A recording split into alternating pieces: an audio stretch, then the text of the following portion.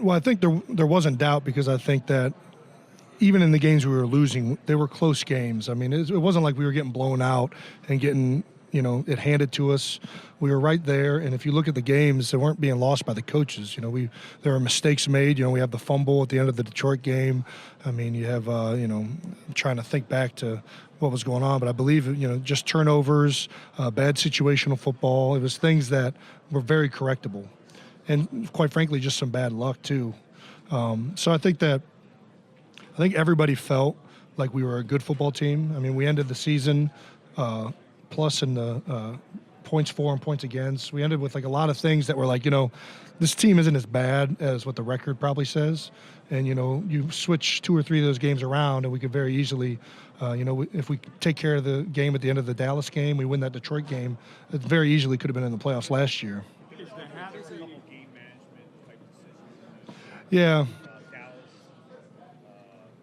Yeah.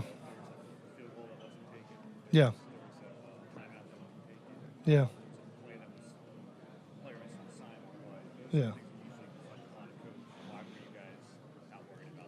Well, I think that, whenever you're talking about like a game plan or like a game management decision, I don't really get too caught up into judging those because I feel like, Doug, for the most part, especially as a play caller, puts us in a lot of really, really good situations, and we all really appreciate the way he calls the game. And I think that with those decisions, Andy Reid kind of got crushed for that for years. And even when I was a player back then, those things, always looking back, they're the most obvious thing ever. But then when sometimes, he goes for it on 4th down and you get it, then that one all of a sudden doesn't get judged. And you're kind of like, it's kind of a damned if you do, damned if you don't type thing. So I try not to pay too much attention to that. And I think the rest of the guys, I mean, with the success we were having with Doug, with the way the offense was functioning, especially at the start of the year, that kind of built some confidence up. And then when we started losing games again, it was just these were such close games where we were barely losing, such close games where, we felt like we were the reason why we lost, more so than the opponent beating us, that we felt like we were just going to get it back on track. I'm sorry, what's that?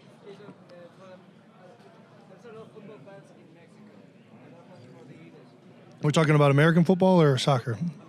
Gotcha. I'm joking. Yeah. I would love to play an away game there, yes. I would hate to take a home game away from our fans in Philadelphia, but I went to London a few years ago and my brother played. We're actually playing there next year. And it was just a cool, different experience. To see that. I mean, I think there's a lot of fans across the world that love this game and love watching it. And to be able to go to those different places so that they can watch a game live and experience that is pretty cool for those fans, and I think that they deserve that.